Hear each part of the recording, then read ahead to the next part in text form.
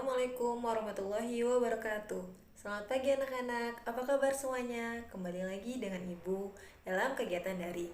Semoga hari ini kita tetap diberikan kesehatan dan semangat menjalankan aktivitas daring. Nah, pada kegiatan ini Ibu akan melanjutkan materi kemarin, yaitu tentang ekosistem. Sekarang Ibu akan menjelaskan tentang jenis-jenis ekosistem.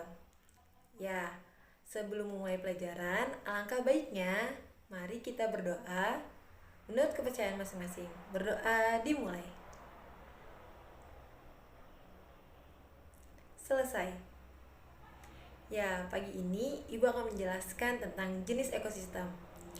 Pada dasarnya, ekosistem yang ada di dunia dibagi menjadi dua, yaitu ekosistem alami dan ekosistem buatan. Ya, pada hari ini Ibu fokuskan tentang ekosistem alami.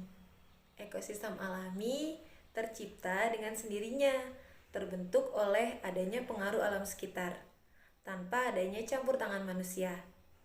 Ekosistem alami terdiri dari ekosistem darat dan ekosistem air. Yuk, simak penjelasan dari Ibu.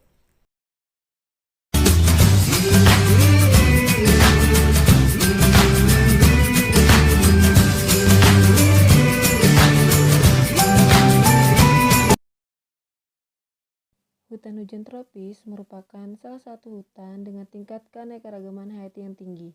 Ciri-ciri hutan ini adalah bersifat heterogen dan berada di daerah yang memiliki curah hujan tinggi.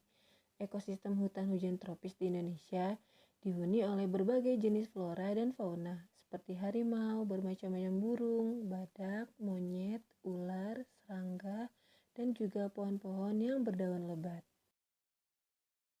Savana didominasi oleh rumput dan hanya memiliki sedikit pohon. Savana hanya ada di wilayah dengan iklim tropis. Beberapa contoh hewan yang berada di savana adalah macan, gajah, kuda, kerbau, dan singa. Sedangkan pohon yang tumbuh yaitu pohon akasia dan pohon palem. Kita bisa mengenali savana dari kondisi hutan yang selalu hangat meskipun musim basah sedang berlangsung. Gurun merupakan daerah berpasir yang terletak di wilayah dengan temperatur udara yang sangat ekstrim. Pada malam hari, suhu gurun sangat dingin. Siang hari, suhu menjadi sangat panas. Karena kondisi tersebut, ekosistem gurun merupakan organisme yang tahan terhadap panas dan tidak membutuhkan banyak air. Misalnya tumbuhan kaktus, beberapa jenis ular gurun, dan juga unta. Taiga merupakan salah satu jenis bioma yang berada di wilayah beriklim subtropis dan beriklim dingin. Taiga memiliki 4 musim, yaitu musim semi, panas, gugur, dan dingin. Tumbuhan yang hidup di bioma ini yaitu pohon dengan berbentuk seperti jarum, misalnya pohon cemara, pinus, dan pohon elder. Sedangkan hewan yang mendiami yaitu serigala, rubah, dan beruang. Ekosistem tundra hanya berada di wilayah dengan suhu yang sangat rendah, seperti benua Antartika. Ekosistem ini ditutupi oleh lapisan es dan memiliki curah hujan yang sangat rendah. Jenis tanaman yang berada di ekosistem tundra yaitu lumut dan rumput teki. Sedangkan hewan yang bisa hidup di ekosistem ini yaitu beruang kutub, rusa kutub, dan bison.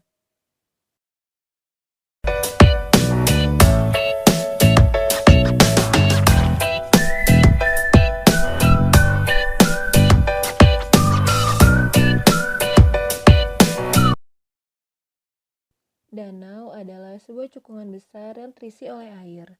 Ekosistem danau mempunyai flora yang khas, yaitu berupa ganggang dan tumbuhan biji. Dari sekian banyak hewan yang mendiami ekosistem danau, ada salah satu makhluk hidup yang disebut nektron. Dan hewan tingkat tinggi di danau yaitu ikan. Kolam terbentuk dengan sendirinya, umumnya dapat dijumpai pada daerah dengan curah hujan yang cukup tinggi. Kedalaman kolam berkisar antara 4 hingga 5 meter dan memungkinkan untuk tumbuhnya tumbuhan berakar dapat tumbuh di semua bagian perairan. Ekosistem pada kolam mempunyai kekhususan karena unit sistem yang ada di dalamnya berbeda dengan ekosistem yang lainnya. Sungai adalah aliran air yang ada di permukaan bumi. Sungai mengalir dari tempat yang tinggi ke tempat yang rendah. Aliran sungai mengalir dan berhenti di laut. Air sungai termasuk air tawar, sehingga ikan yang dapat hidup di sungai adalah ikan air tawar seperti ikan nila, ikan gurami, dan ikan lele.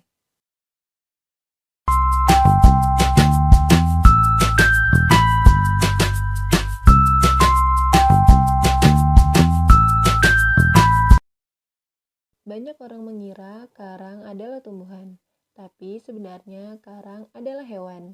Terumbu karang di dalam laut bukan hanya jadi tempat tinggal ikan dan makhluk laut lainnya. Terumbu karang juga menjaga ekosistem laut.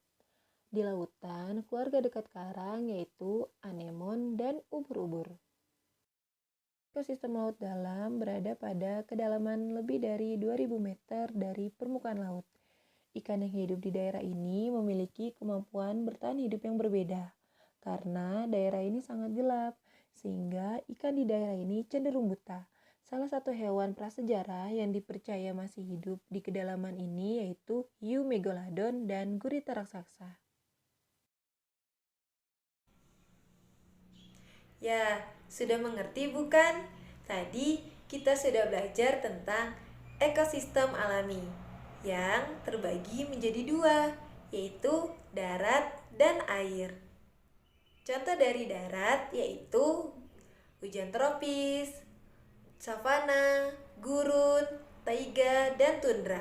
Kemudian contoh dari air terbagi menjadi dua, yaitu air tawar dan air asin. Air tawar contohnya yaitu kolam, sungai, dan danau. Dan air asin, terumbu karang, dan laut dalam. Semoga pada pembelajaran kali ini anak-anak memahami. Sampai jumpa di pertemuan berikutnya. Ibu akhiri, wassalamualaikum warahmatullahi wabarakatuh.